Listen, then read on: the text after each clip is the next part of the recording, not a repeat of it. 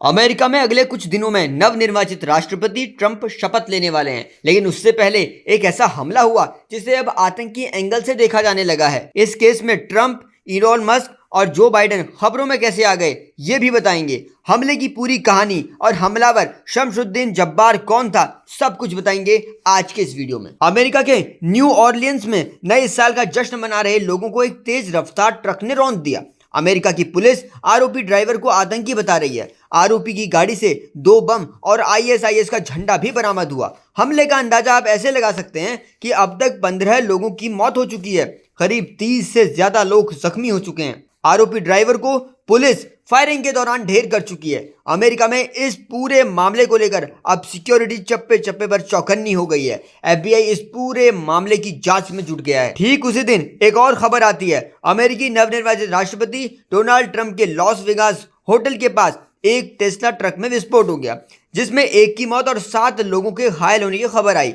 अमेरिकी राष्ट्रपति Joe Biden और टेस्ला के मालिक इलॉन मस्क के मुताबिक ये एक आतंकवादी घटना हो सकती है। इसका संबंध बात अगर न्यू ऑरलियंस ट्रक हमले की करें तो तमाम मीडिया रिपोर्ट्स के मुताबिक ये पूरी घटना स्थानीय समय के हिसाब से सुबह करीब 3:15 पर फ्रेंच क्वार्टर में घटी, जहां बॉर्बन स्ट्रीट पर लोग नए साल का जश्न मना रहे थे। उसके बाद 42 साल के एक शख्स ने सफेद इलेक्ट्रिक गाड़ी को भीड़ पर चढ़ा दिया और वो लोगों को रौंदते ले गया। अब आपको बताते हैं कि जिस शख्स ने इस पूरी गाड़ी को चलाया उसका नाम है शमसुद्दीन जब्बार, जो गाड़ी से बाहर निकलकर गोलीबारी भी करता है। एफबीआई के मुताबिक शमसुद्दीन जब्बार टेक्सास का रहने वाला है, अमेरिकी नागरिक और सेना का रिटायर्ड सैनिक रह चुका है। एफबीआई ने जब्बार के बारे में दिए एक बयान में यह तक कह दिया कि ये इस शख्स के आतंकवादी संगठनों के साथ जुड़े होने की भूमिका के बारे में वो पता लगा रहे हैं। पुलिस का कहना है कि जब्बार ह्यूस्टन में काम करने वाला एक रियल एस्टेट एजेंट था। उसने सेना में आईटी विशेषज्ञ के रूप में भी काम किया था। अगर पीछे के सालों की हिस्ट्री देखी जाए तो 4 साल पहले भी यूट्यूब पर एक पोस्ट किया गया, जिसमें एक वीडियो में शमसुद्दीन जब्बार एक चरमपंथी संगठन से बातचीत करते हुए दिखा।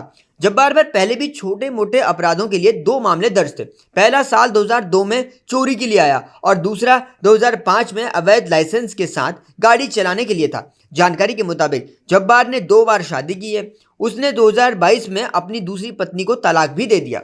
मामला सामने आया तो अमेरिका में भी राजनीति गरमाई। अमेरिकी राष्ट्रपति जो बाइडेन ने कहा कि एजेंसियां इस बात की जांच कर रही हैं कि क्या न्यू ऑरलियंस ट्रक हमले और टेस्ला विस्फोट के बीच कोई संबंध है, और उधर टेस्ला के मालिक इलॉन मस्क ने एक्स पर कह दिया कि उनकी टीम भी इस संबंध की जांच कर रही है। इलॉन मस्क अपनी पोस्ट में लिखते हैं कि टेस्ला में रखे बम से हुआ हादसा। मस्क ने अपनी दूसरी पोस्ट में कहा, हमने अब पुष्टि की है कि विस्फोट बहुत बड़ी आतिशबाजी और किराए पर लिए गए साइबर ट्रक के बेड में रखे बम के कारण हुआ था और इसका वाहन से कोई संबंध नहीं था।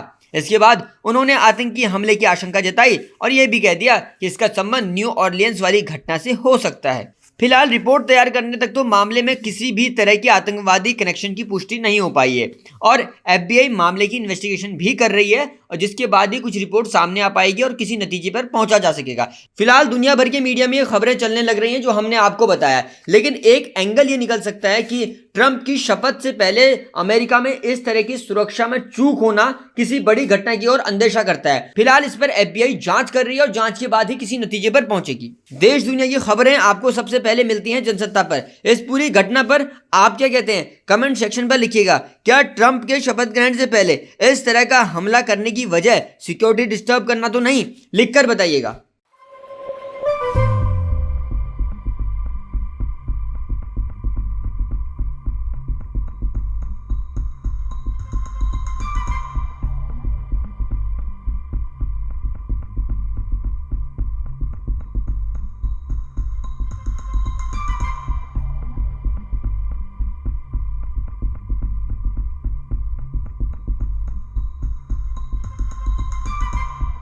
Pegando fogo na entrada do hotel, caralho. É, o Tesla Cybertruck. Eita porra!